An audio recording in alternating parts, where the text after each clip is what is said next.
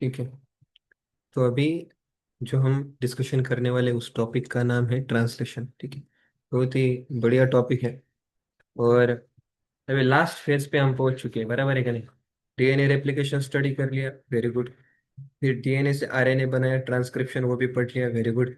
लेकिन अभी आरएनए से जो हम प्रोटीन बनाने वाले हैं उस प्रोसेस को हम डिटेल में स्टडी करने वाले हैं। इसको स्टार्ट करने से पहले just wanted to clarify from you, Marathi चाहिए या हिंदी चाहिए बताओ? शेव भाजी पाहिजे? मराठी. मराठी नाही. शेव भाजी पाहिजे की वडापाव पाहिजे, काय पाहिजे तुम्हाला सांगा? What do you want?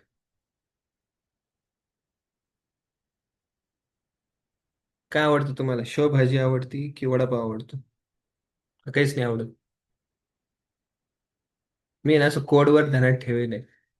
शेव भाजी एका लँग्वेजला पकडलेलं आहे, वडापाव एका लँग्वेजला पकडलेलं आहे. सांगा बरं तुम्हाला कोणती लँग्वेज आवडते, शेव भाजी की वडापाव?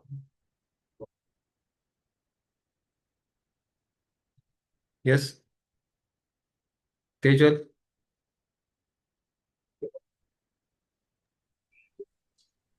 सर दोन्ही पण आवडतात. Okay, very good. ठीक आहे, तो फिर अभी हम आता आपण डिस्कशन करतोय ट्रान्सलेशन. ठीक आहे. तर हे बघा, तुमच्याकडे एक समोर प्रोकॅरियोटिक सेल आहे. प्रोकॅरियोटिक सेल मध्ये तुम्हाला डबल स्टँडर्ड सर्क्युलर डीएनए दिसतोय आहे. आता हा जो डबल स्टँडर्ड सर्क्युलर डीएनए आहे, याच्यामध्ये तुम्ही बघा की हा जो डीएनए आहे त्याच्या अवतीभोवती काही सेपरेट न्यूक्लिअर मेम्ब्रेन प्रेझेंट नाहीये. त्याच्यामुळे ट्रान्सलेशन पण इथंच होणार. ज्या पद्धतीने डीएनए पासून आरएनए इथं झालं होतं, त्याच पद्धतीने इथंच या सायटोप्लाझम मध्ये काय होईल, या सायटोप्लाझम मध्ये काय होईल, प्रोटीनची सिंथेसिस होताना आपण पाहू शकतो. सो इन प्रोकॅरियोट जर विचारलं तुम्हाला तर प्रोटीन सिंथेसिस कुठे होते, तुम्हाला सांगायचं आहे की सायटोप्लाझम मध्येच होते. ठीक आहे. आता इथे बघा, या दोन गोष्टी आपण ऑलरेडी बॅक्टेरियामध्ये आपण ऑलरेडी स्टडी केलेल्या आहेत की बॅक्टेरियामध्ये जेव्हा एमआरएनए बनतो त्या ठिकाणी कोणतेही प्रोसेसिंग करण्याची गरज नाही, कोणतेही स्प्लायसिंग करण्याची गरज नाही. त्याच्यानंतर आपण ही दोन गोष्टी स्टडी केल्या होत्या की ट्रान्सक्रिप्शन आणि ट्रान्सलेशन दोन्ही पण एकाच कंपार्टमेंटमध्ये होतं का? कारण की आपल्याला माहिती आहे की बॅक्टेरियाचा जो सायटोसोल आहे आणि न्यूक्लियस असे काही सेपरेट सेपरेट कंपार्टमेंट नाही म्हणून. युकॅरियोट मध्ये जर आपल्याला जर विचारलं तर आपण सांगू शकतो की युकॅरियोटिक प्रोटीन सिंथेसिस जी आहे ती सायटोप्लाझम मध्ये होते. हे बघा, ऐकून घ्या व्यवस्थितरित्या. न्यूक्लियस मध्ये डीएनए प्रेझेंट आहे. डीएनए पासून काय बनतो तुमचा अगोदर एचएनआरएनए बनतो. एचएनआरएनए मध्ये स्प्लायसिंग होती, एमआरएनए बनतो. एमआरएनए नंतर न्यूक्लिअर मेम्ब्रेनच्या बाहेर येतो. बाहेर आल्यानंतर small sub unit, large sub unit दोन्ही जॉईन होतात. लार्ज युनिट आणि स्मॉल सब युनिट दोन्ही या ठिकाणी जॉईन होतात. आणि नंतर तुमचा प्रोटीनची सिंथेसिस होती. पण प्रोटीनची सिंथेसिस कुठे होती, तर सायटोप्लाझम मध्ये होती. हे आपल्याला माहिती आहे. इथपर्यंत जनरल गोष्टी आहे, राईट? इथपर्यंत ह्या जनरल गोष्टी आहेत, पण सोबतच तुम्हाला हे पण माहिती असायला पाहिजे की मायटोकॉन्ड्रिया, क्लोरोप्लास्ट हे जे आहेत ना, हे एक ऑर्गनेल्स आहेत. या ऑर्गनेल्स मध्ये सेपरेट मशिनरी प्रेझेंट आहे फॉर प्रोटीन सिंथेसिस. मायटोकॉन्ड्रियामध्ये separate double standard circular DNA असतो, क्लोरोप्लास्ट मध्ये डबल स्टँडर्ड सर्क्युलर डीएनए असतो. आणि त्यांच्यामध्ये पण 70s टाईप ऑफ रायबोझोम असतात. त्याच्यामुळे तिथे देखील प्रोटीन सिंथेसिस ही होऊ शकते. ठीक आहे. म्हणजे कुठे कुठे युकॅरियोट्स मध्ये प्रोटीन सिंथेसिस होऊ शकते, तर तुम्हाला सांगावं लागेल की मायटोकॉन्ड्रिया मध्ये होऊ शकते, क्लोरोप्लास्ट मध्ये होऊ शकते, एंडोप्लाझमिक रेटिक्युलमच्या सरफेसवरती पण काही रायबोझोम प्रेंट असतात, तिथे देखील होऊ शकते. आणि हा जो मोकळा तुम्हाला सोल दिसतोय, सायटोप्लाझम, त्या सायटोप्लाझम मध्ये पण होऊ शकते. इथपर्यंत क्लिअर आहेत का सांगा मला तुम्ही? यस.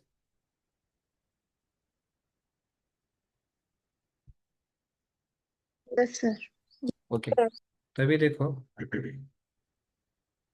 ट्रांसलेशन की बात करते हैं. जो ट्रांसलेशन है ना, उस ट्रांसलेशन में देखो, एनसीईआरटी ने हमको एक बोला है कि जब हम अमाइनो एसिड का पॉलीमराइजेशन करेंगे for the synthesis of forming polypeptide, उसको हम ट्रांसलेशन कहते हैं. मतलब देखो, it is a process of polymerization. Polymer तभी बनेंगे ना जब आप अमीनो एसिड को ज्वाइन करोगे.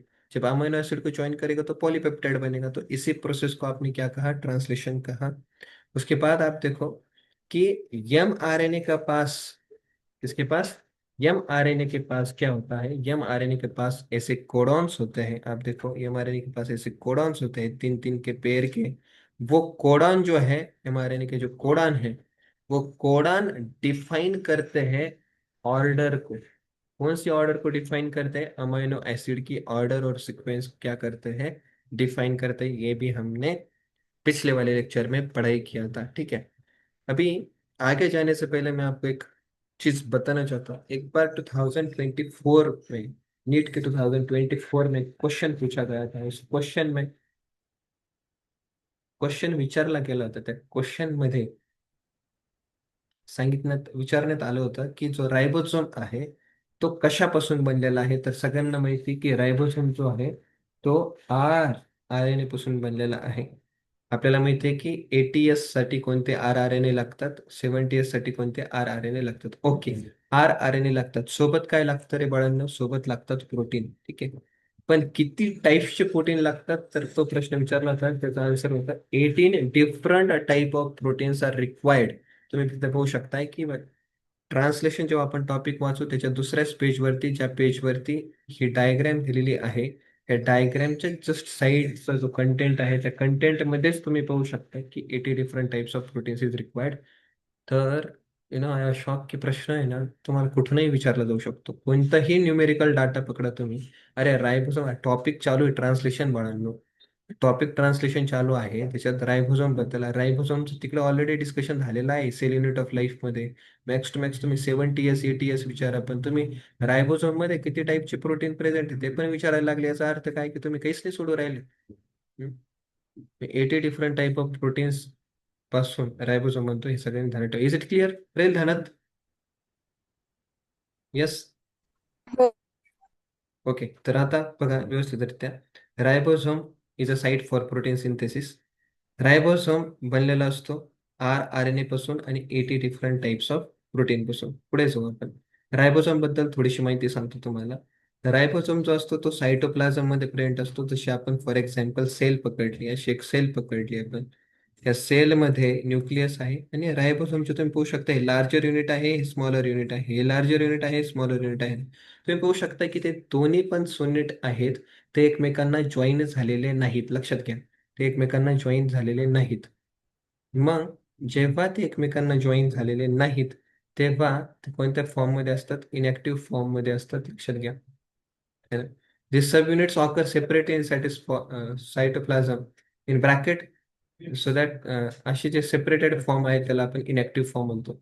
Only during protein synthesis. लक्षात घ्या, वनली ड्युरिंग प्रोटीन सिंथेसिस हे जे लार्ज सबयुनिट आहे, स्मॉल सबयुनिट आहेत, ते असे जवळ जवळ येतात. जवळ जवळ येतात. का जवळ जवळ येतात? कसे कसे जवळ जवळ येतात? Because of Mg++ ions. Mg++ ions यांना काय करतात? जवळ आणतात. इथे काय होतं की जो स्मॉलर सबयुनिट असतो, मी तुम्हाला ऑलरेडी सांगितलं होतं की स्मॉलर सबयुनिट mRNA ला जॉईन होत असतो, ठीक आहे. आणि जो लार्जर सबयुनिट जो आहे तो tRNA ला जॉईन होत असतो. बघा बरं का परत, जो स्मॉलर सबयुनिट आहे तो mRNA ला जॉईन होत असतो आणि जो लार्जर सबयुनिट आहे तो tRNA ला जॉईन होत असतो, ठीक आहे. जस्ट तसं त्याच्याला तुम्ही ध्यानात ठेवा. आणि जो लार्जर सबयुनिट असतो, त्या लार्जर सबयुनिट मध्ये टोटल 3 साईट असतात फळांना. First site is called as P site, ऐकून घ्या फक्त. Second site is called as A site. Third site is called as A site. First site is called as P site, second site is called as A site, third site is called as E site. P site म्हणजे काय? Peptidyl tRNA site. A site म्हणजे काय? Amino acyl tRNA site. E site म्हणजे कोणती? Exit site. हे बघा तुम्हाला मी दाखवतो. तुम्ही इथं पाहू शकताय, हा लार्जर सबयुनिट आहे. हे लार्जर सबयुनिट मध्ये तुम्ही पाहू शकता ही आहे ए साईट, त्याच्यानंतर ही आहे पी साईट, त्याच्यानंतर तुम्ही पाहू शकता ही आहे ई साईट.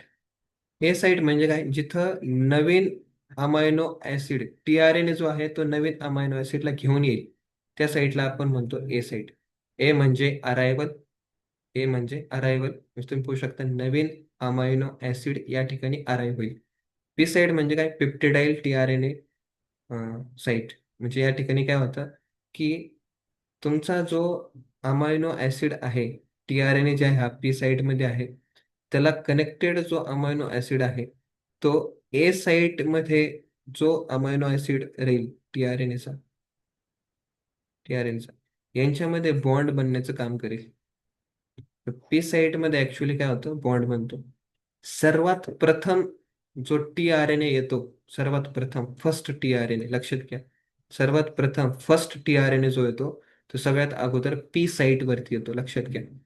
ए साईट वरती नाही येत. ए साईट वरती कोणता येईल, दुसरा टीआरएनए येईल. पण पहिला टीआरएनए अगोदर कोणत्या साईटला येत असतो, पी साईट वरती येत असतो, लक्षात घ्या.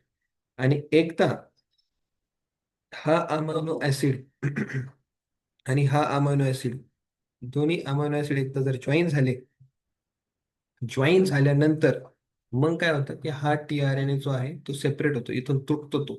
कारण की हा अमायनो ऍसिड आता ह्या अमायनो ऍसिडला जॉईन झाला, मग हा टीआरएनए तुटतो. जो टीआरएनए तुटतो, नंतर तो टीआरएनए ई साईट मध्ये चालला, तो ई साईट मधून तो टीआरएनए असा बाहेर पडतो. असं म्हणजे नवीन नवीन टीआरएनए येत जाईल. नंतर इथून ई मधून काय होत जाईल, तो जुना टीआरएनए बाहेर पडत पडत जात जाईल. हे एक्झॅक्ट मेकॅनिझम मी तुम्हाला जस्ट काही मिनिटांमध्ये क्लिअर करतो. फक्त ऍटलिस्ट एवढं ध्यानात ठेवा की जो फर्स्ट टीआरएनए जो आहे, अमायनो फर्स्ट टीआरएनए त्याच्यासोबत जो अमायनो ऍसिड हे जे कॉम्प्लेक्स असतं ते सगळ्यात अगोदर पी साईट ऑफ रायबोसोम मध्ये येत असतं. ठीक आहे. आता जस्ट मी तुम्हाला काही स्टेप्स सांगणार आहे. या स्टेप्स तुम्हाला वाचायच्या आहेत. मी तुम्हाला एक्सप्लेन करून सांगेन आणि त्यानंतर ह्या स्टेप्स जेव्हा मी एक्सप्लेन करेन, हे स्टेप्स एक्सप्लेन झाल्यानंतर आपल्याला काय करायचं आहे, एनसीईआरटीचा ट्रान्सलेशन वाला टॉपिक रीड करायचा आहे. ठीक आहे. तर एवढ्या ज्या स्टेप्स आहेत, मी तुम्हाला आता जेवढ्या साईट्स दाखवल्या तिथपर्यंत आपल्याला जायचं आहे ट्रान्सलेशनचं एक्सप्लेनेशन करत करत. ठीक आहे. सो रेडी राहा. ठीक आहे. सगळ्यात अगोदर हे बघा, फर्स्ट स्टेप काय आहे. ठीक आहे. ओके, मला एवढं सांगा, आर यू रेडी? तुम्ही लेक्चरमध्ये प्रॉपरली फुल्ली कॉन्सन्ट्रेशन आहे का तुमचं, मला एकदा सांगा. कारण की ट्रान्सलेशन एक कॉम्प्लेक्स टॉपिक आहे, हा झाला लगेच रेग्युलेशन ऑफ जीन एक्सप्रेशन आपण स्टडी करणार आहे. अटेंटिव्ह आहेत का तुम्ही क्लासमध्ये, सांगा फक्त. Yes sir. ओके. तर आता बघा, सगळ्यात फर्स्ट स्टेप आपण जे पाहतोय that is called S activation of amino acid. What do you mean by this? Amino acid आहे, या अमायनो ऍसिड सोबत आपण काय केलं, थोडस एटीपी आपण जर जॉईन करून दिला तर आपला जो अमायनो ऍसिड आहे त्याचं ऍक्टिव्हेशन होईल. आता इथे व्यवस्थितरित्या बघा, हे करण्यासाठी आपल्याला एक एन्झाईम लागतं. त्या एन्झाईमचं नाव काय आहे, अमिनो असाइल टीआरएनए सिंथेटेज. लक्षात घ्या, हे अमिनो असाइल टीआरएनए सिंथेटेज ह्या एन्झाईमचं नाव अगोदर पण आलेलं आहे. कुठं आलं, जेव्हा आपण डीएचयू लूप बद्दल स्टडी करत होतो त्यावेळेस आलं होतं. डीएचयू लूप जो असतो तो प्रत्येक अमिनो असाइल टीआरएनए सिंथेटेज एन्झाईमला ओळखतो.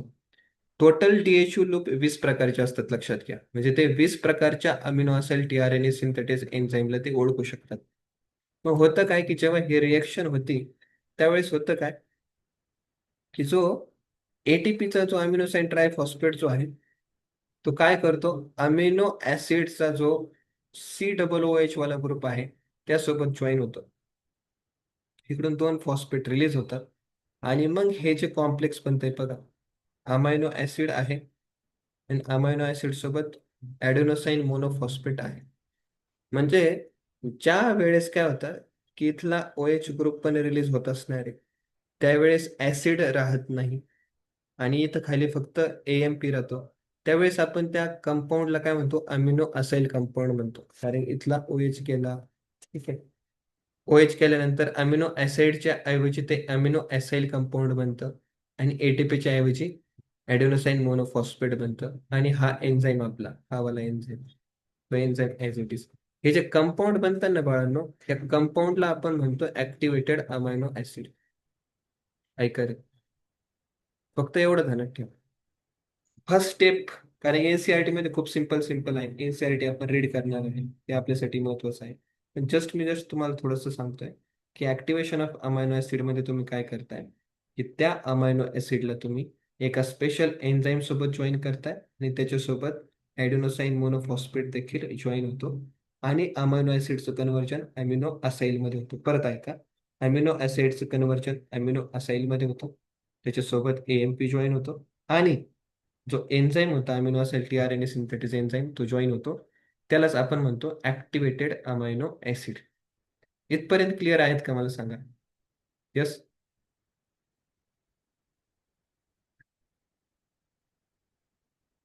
यस. Yes, sir. ओके. आता बघा व्यवस्थितरित्या सेकंड स्टेप बघा.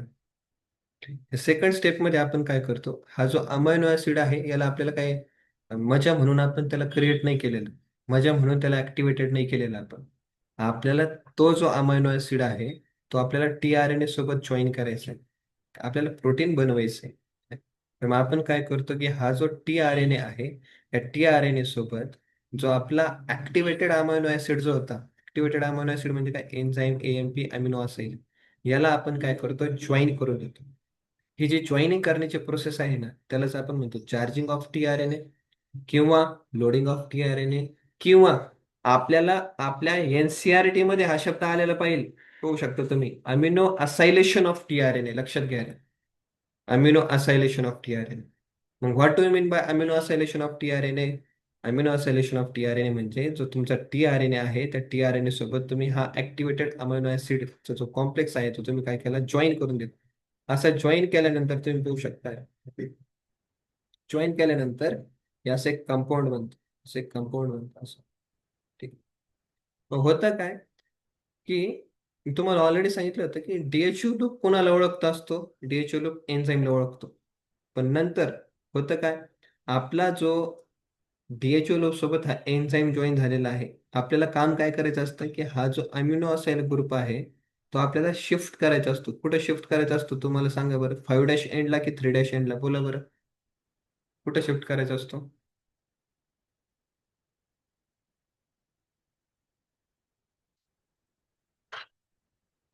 बोल गौरी बोल, बोल गौरी बोल. कहाँ पे जाएगा अमाइनो असाइल, कहाँ पे जाएगा अमाइनो असाइल, 3' एंड पे जाएगा कि 5' एंड पे जाएगा? कौन से एंड पे जाएगा? Sir, 3 dash. Yes, very good. तो 3' एंड पे जाके ये अमीनो एसिड ज्वाइन होता है. तो प्रोसेस को कहते हैं चार्जिंग, प्रोसेस को कहते हैं लोडिंग, प्रोसेस को कहते हैं अमीनो असाइलेशन ऑफ टीआरएनए. जब बन जाता है तो फिर हम उसको नाम लेते हैं चार्ज टीआरएनए, चार्ज टीआरएनए. बात समझ में आ रही है आप लोगों को? तेजल, फक्त खायचं जमतं का तुला? कोणता टीआरएनए बनला सांग?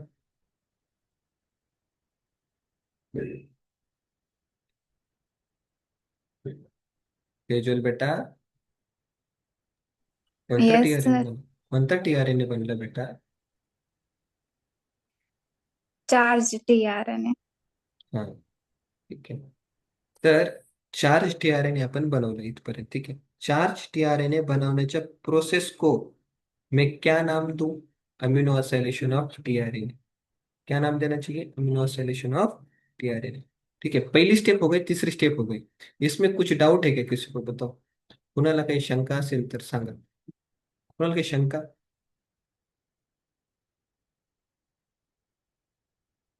No. ओके, तो आगे बढ़ते हैं. ठीक है, तो आगे जब बढ़ेंगे ना, अभी देखो अभी लास्ट वाला ट्रांसलेशन. ट्रांसलेशन में टोटल 3 स्टेप रहेंगे. पहिली स्टेप को आपण लोग बोलेंगे इनिशिएशन, दुसऱ्या स्टेपला आपण म्हणणार इलॉंगेशन आणि तिसऱ्या स्टेपला आपण म्हणणार टर्मिनेशन. ठीक आहे, पहिली स्टेप इनिशिएशन, दूसरी स्टेप इलॉन्गेशन, तीसरी स्टेप खटाक, टर्मिनेशन, है ना. तो इनिशिएशन में क्या क्या चीजें चाहिए, what is the requirement for initiation? हे बघा, जास्त काही डोकं लावू नका, फक्त मी तुम्हाला काय सांगतोय काय काय गोष्टी लागतील आपल्याला. आपल्याला जर प्रोटीन सिंथेसिस स्टार्ट करायची, आपल्याला एम आर एन ए लागणार की नाही लागणार, मी तुम्हाला विचारणार. मग तुम्ही हा नाही तर नाही मध्ये उत्तर द्यायचं, ठीक आहे. मला सांगा, एम आर एन ए लागणार की नाही लागणार? Yes or no?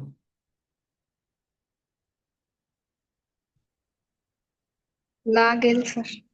Okay. Charge T R N ए,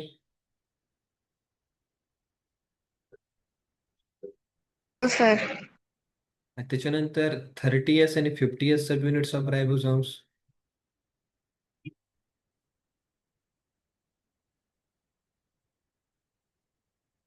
लागतील का नाही? Yes, sir. त्याच्यानंतर एनर्जी रिच कंपाऊंड लागतील की नाही लागणार? एम जी प्लस प्लस लागणार का नाही लागणार? तसंच आपण पाहतो की इनिशिएशन फॅक्टर पण लागतात. प्रोकॅरियोटिक मध्ये 3 असतात, युकॅरियोटिक मध्ये 10 असतात. हे जरी ध्यानात नाही ठेवले तरी चालतील बरं का. प्रोकॅरियोटिक मध्ये किती आहे, युकॅरियोटिक मध्ये पण इनिशिएशन फॅक्टर लागतात. ठीक आहे. आता हे बघा, इनिशिएशन मध्ये काय करतो, फास्ट फास्ट बरं का, एकदम फास्ट फास्ट. हे बघा, mRNA दिसतोय तुम्हाला, mRNA मध्ये काही सिक्वेन्स आहे.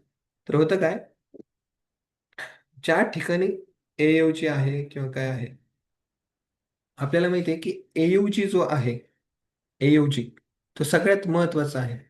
AUG ला आपण स्टार्ट कोडॉन म्हणतो. ठीक आहे. आता इथे बघा, AUG च्या अगोदर 4 ते 12 नायट्रोजन बेस असे असतात. ठीक आहे. त्याला आपण शाईन डेल्गार्नो सिक्वेन्स म्हणतात. NCERT मध्ये नाही, फक्त ध्यानात ठेव. स्टार्ट कोडॉनच्या अगोदर काही अशी सिक्वेन्स असते, ज्या सिक्वेन्सला कोण येऊन जॉईन होत असतं बाळांनो, स्मॉलर सबयुनिट ऑफ रायबोसोम जॉईन होत असतो. लक्षात घ्या, कोण जॉइन होता, स्मॉलर सेगमेंट ऑफ राइबोसोम। परत ऐका, अपन लोग जो स्टडी करने वाले हैं वो प्रोकैरियोट के बारे में स्टडी करने वाले हैं। यूकैरियोट के बारे में स्टडी करने के लिए अपने पास दिमाग कम है। समझ में आया? प्रोकॅरियोट की स्टडी करने वाले आहे.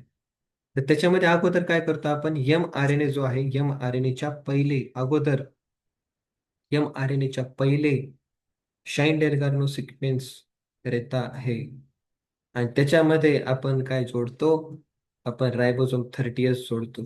कारण की रायबोसोम मध्ये तुम्हाला सगळ्यांना माहिती आहे, रायबोसोम मध्ये 16S आर एन ए आहे, आणि त्याची सिक्वेन्स आणि शाइन डेल्गॉर्नची सिक्वेन्स हे एकमेकाची कॉम्प्लिमेंटरी असते. त्यामुळे 30S तिथे लगेच जॉईन होतो. ऐका रे, सगळ्यात पहिले आपण काय केलं, mRNA सोबत काय जॉईन केलं, mRNA सोबत आपण स्मॉलर सबयुनिट जॉईन केला की लार्जर सबयुनिट जॉईन केला? सांगा मला तुम्ही, काय जॉईन केलं? Smaller sub unit. Very good. तुम्हाला 4 मार्क भेटले. ठीक आहे. आता बघा, शाईन डाल्गार्नो सिक्वेन्स प्रेझेंट असते mRNA वरती, अँटी शाईन डेल्गार्नो सिक्वेन्स प्रेझेंट असती 30S स्मॉलर मध्ये. मग होतं काय, जेव्हा mRNA जेव्हा 30S सोबत जॉईन होतो, त्यावेळेस जे कॉम्प्लेक्स म्हणतो त्याला आपण म्हणतो 30S mRNA कॉम्प्लेक्स. ऐका तुम्ही, फक्त ऐका. धीरे धीरे आगे बढ़ते हैं, धीरे धीरे आगे बढ़ते हैं. तो ये जो 30S mRNA कॉम्प्लेक्स जो बना, उसके साथ में अभी जो आके जुड़ेगा, उसका नाम है बच्चों टीआरएनए। कौन सा टीआरएनए? ये रहेगा चार्ज टीआरएनए। तो चार्ज टीआरएनए ऐसा आएगा, और जो पहला जो टीआरएनए आता है ना बच्चों, उस पहले टीआरएनए को आपको बोलना है इनिशिएटर टीआरएनए। और जो इनिशिएटर टीआरएनए होता है ना बच्चों, वो लेके आएगा जो अमीनो एसिड, वो अमीनो एसिड आपका रहेगा मिथ्योनाइन। लेकिन मैंने बताया था कि बैक्टीरिया के केस में जो पहला अमीनो एसिड आएगा वो बस मिथ्योनाइन नहीं रहेगा, वो रहेगा एन फॉर्माइल मिथ्योनाइन, ऐसा करके। तो सबसे पहले देखो, ये फैक्टर्स को आपको याद रखने की जरूरत नहीं है। बस आपको ये याद रखने की जरूरत है कि कुछ इनिशिएशन फैक्टर लगते हैं ताकि एक मशीनरी का सेटअप हो जाए। जैसे कि कुछ इनिशिएशन फैक्टर लगते हैं mRNA और 30S ज्वाइन करने के लिए, कुछ इनिशिएशन फैक्टर लगते हैं चार्ज टीआरएनए और mRNA को ज्वाइन करने के लिए। बस ये आपको याद रखना है कि हर समय समय पे कदम कदम बढ़ाए जा, एनर्जी तू खर्च करत जाए, चले जाए, है ना. प्रत्येक ठिकाणी एनर्जी खर्च होती. एवढं सगळ्यांनी तर तुम्ही ध्यानात ठेवा. मी तर बघा, आता काय काय जॉईन झालं बरं तुमचं, 30S रायबोझोम पण आहे, mRNA पण आहे, टीआरएनए, असं तुमचं कॉम्प्लेक्स बनलं. Very good. ठीक आहे. सगळं बनलं तुमचं. आता फक्त थोडंसं बघा तुम्ही, हे तुमचं करंटचं सिस्टीम मध्ये mRNA आहे, 30S रायबोसोम आहे, टीआरएनए पण आहे. आता कशाची कमी आहे? आता कमी आहे लार्जर सब युनिटची. तेजोल कशाची कमी आहे? सांग बरं आपल्याला. तू जागे आहे की झोपलेली आहे? मला सांग बरं. Larger sub unit. Yes, very good. झोपलेले सर मी. ठीक आहे.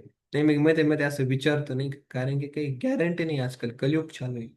ठीक आहे. गौरी, काय चालू आहे आजकाल? Attachment of larger sub unit of ribosomes. तर नंतर आपल्याला काय करायचं आहे, लार्जर सब युनिट जो आहे, ते लार्जर सब युनिट आपल्याला जॉईन करायचं आहे. लार्जर सब युनिट मध्ये तुम्हाला ऑलरेडी सांगितलं की टोटल 3 साइट असतात. पहले साइट को क्या नाम दे, पहले साइट को अमीनो असेल साइट नाम दे, दूसरे साइट को क्या नाम दे, जो आप नाम देना चाहते हो वो मत दो, जो इधर लिखा है वही दो, पेप्टिडाइल साइट कहते हैं. तीसरे साइट को क्या नाम दे? तीसरे साइट से वही नाम दे जिस साइट से आप बाहर निकलते हैं, एग्जिट साइट। बात समझ में आ रही? टोटल 3 साइट है, amino acyl site, peptidyl site, E site. तो जब हम इस बड़े वाले लार्जर राइबोसोम को जब हम शिफ्ट करेंगे, किधर शिफ्ट करना है भाई? मशीन बनाना है पहले, को अपने को मशीनरी का सेटअप करना है। तो जब ये लार्जर सबयूनिट को लेके आएंगे तो लेके ऐसे आएंगे ताकि पी साइड जो है वो टी आर एन ए के बीचों बीच फिट हो। देखो P side initiator T R N A में फिट हो गए।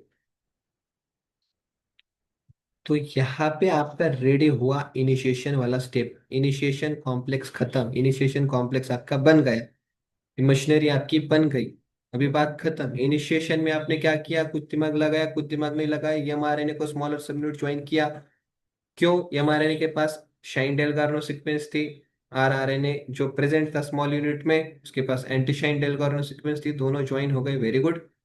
और फिर उसके बाद फिर टीआरएनए ज्वाइन हुआ एयूजे पे, इनिशिएटर टीआरएनए। उसके बाद फिर आपका लार्जर सब यूनिट ज्वाइन हुआ, ऐसे ज्वाइन हुआ जैसे कि पे साइड आपके फर्स्ट टीआरएनए में आपकी जुड़ी। अरे भाई इधर तक किसी को कुछ डाउट है क्या? बताओ। है का है?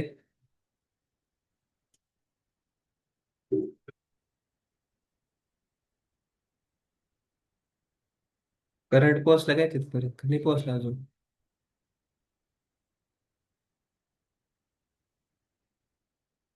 अरे इथपर्यंत काही डाऊट आहे का? नो डाउट्स है. तुम्ही झोपताय बरं का, मला एवढं कन्फर्म मला कळलेलं आहे. माझ्या हृदयामध्ये बसलेलं परमात्मा मला सांगू राहिलं की तुम्ही दोघे झोपा काढून राहिले. Yes or no? No sir. No sir. मग एवढं लेट उत्तर का देता तुम्ही? ठीक आहे, आता बघा नेक्स्ट है ना.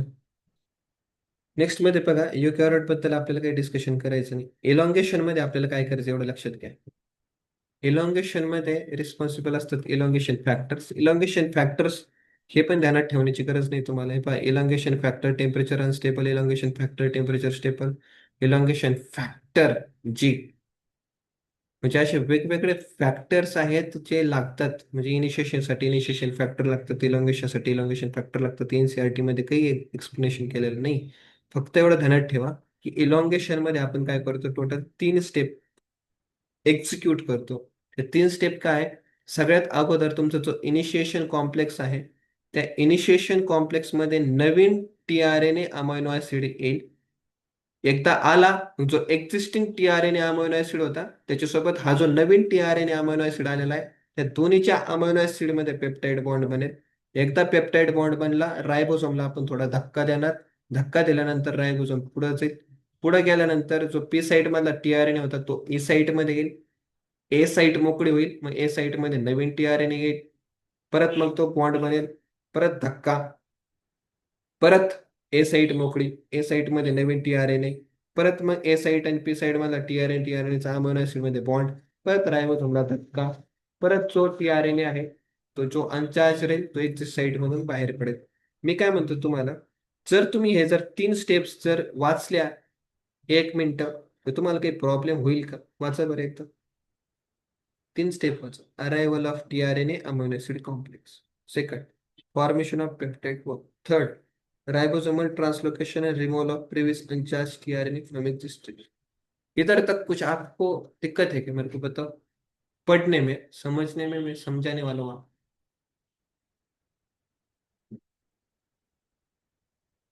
है वाचलं का?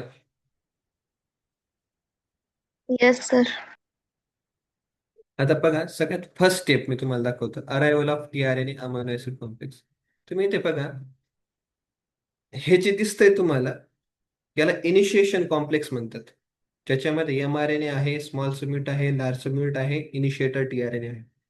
कोणती साईट मोकळी आहे आपली? ए साईट मोकळी आहे. ए साईटला काय व्हायला पाहिजे? नवीन टीआरएनए यायला पाहिजे. मग नवीन टीआरएनए काय करतो? अशा पद्धतीने येतो की जो फर्स्ट जो अमिनो असेल साईट आहे तिथं येऊन जातो.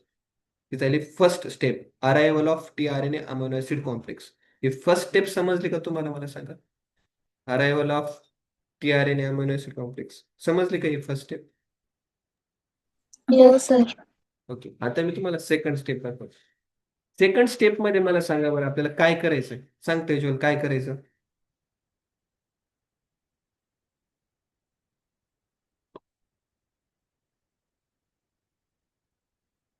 यस.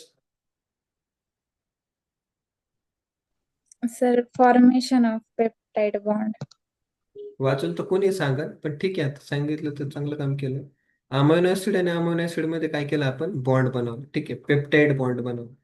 जेव्हा आपण, तुम्ही पाहू शकताय, हे बघा, इथं जेव्हा आपण पेप्टाइड बॉन्ड बनवतोय ना, हे बघा, इथं जेव्हा आपण पेप्टाइड बॉन्ड बनवतोय ना, त्यावेळेस तुम्ही पाहू शकता की हा जो टीआरएनए आहे त्याच्यासोबत अमायनो ऍसिड, तुम्ही पाहू शकता इथला जो बॉन्ड आहे तो तुटतोय. लक्षात, तुटला का नाही तुटला तेजल?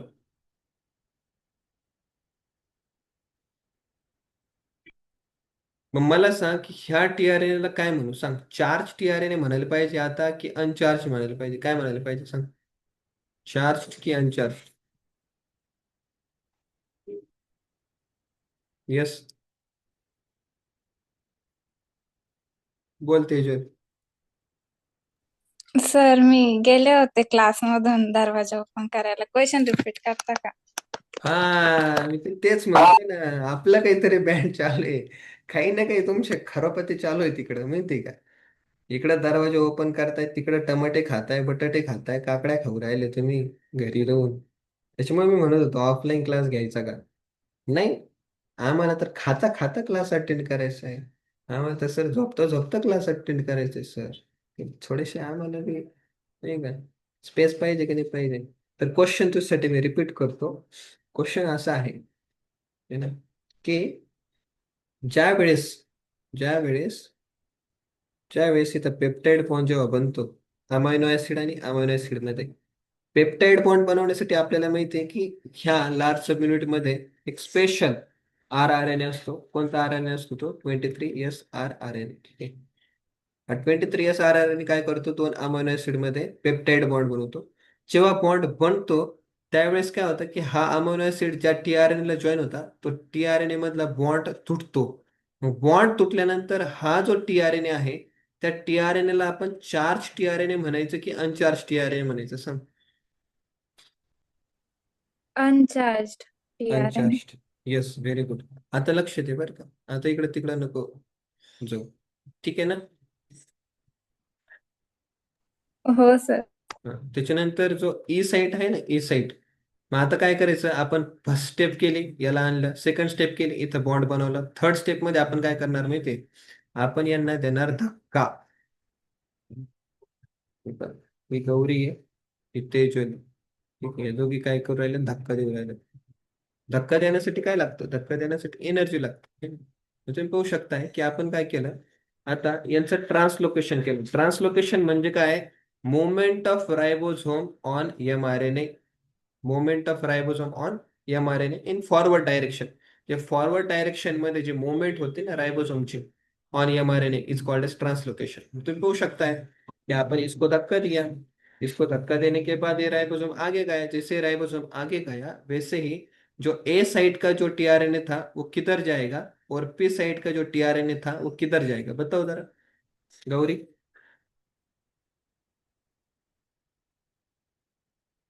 मराठीत सांग, मला हिंदी नाही येत. सांग गौरी, ए साइडचा टीआरएनए कुठं जाईल? पी साइडचा टीआरएनए कुठं जाईल?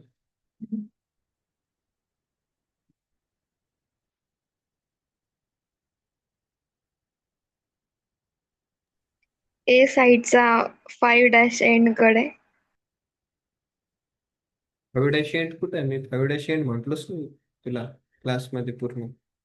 ए साइडचा टीआरएनए कुठे जाईल आणि पी साइडचा टीआरएनए कुठे जाईल?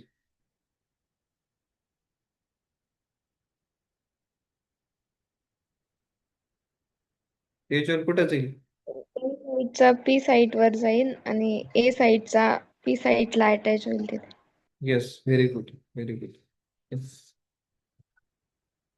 ठीक आहे, बराबर बोल रहे आप. तो यालाच आपण काय म्हणतो? ट्रान्सलोकेशन म्हणतो. ठीक आहे, ट्रान्सलोकेशन झाल्यानंतर बघा, तर तीन स्टेप तर झाल्या. पहिली स्टेप काय आली? Arrival of new tRNA. New tRNA. Amino acid complex, tRNA amino acid complex, ठीक है। उसके बाद सेकंड स्टेप क्या हुआ, formation of peptide bond. Third step क्या हुई, ट्रांसलोकेशन, ठीक है। तो फिर से क्या होगा, ट्रांसलोकेशन होने के बाद मग त्याच्यानंतर काय होईल, ए साइट मोकळे होईल, मग ए साइट मोकळी झाल्यानंतर परत काय, परत पहिली step arrival of new tRNA, मग परत काय, याच्यात आणि याच्यात बॉन्ड, मग परत काय, परत काय होईल, ट्रान्सलोकेशन होत होत होत होत जाईल. आता मीटिंग आपली एंड होईल, पण क्लास एंड नाही होईल. त्याच्यामुळे परत दुसऱ्या मीटिंग मध्ये काय करायचं आहे, जॉईन करायचं आहे, ठीक आहे. तर बघा, अशा पद्धतीने तुम्ही पाहू शकता की परत इथला जो टीआरएनए होता, इथला टीआरएनए, ठीक आहे, इथला जो टीआरएनए होता तो इकडे गेला, शिफ्ट झाला.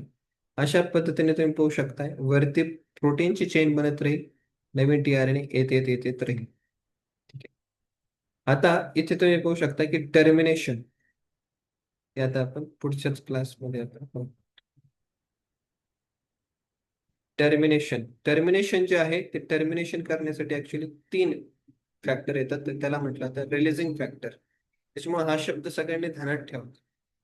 इनिशिएशन साठी येतात इनिशिएशन फॅक्टर,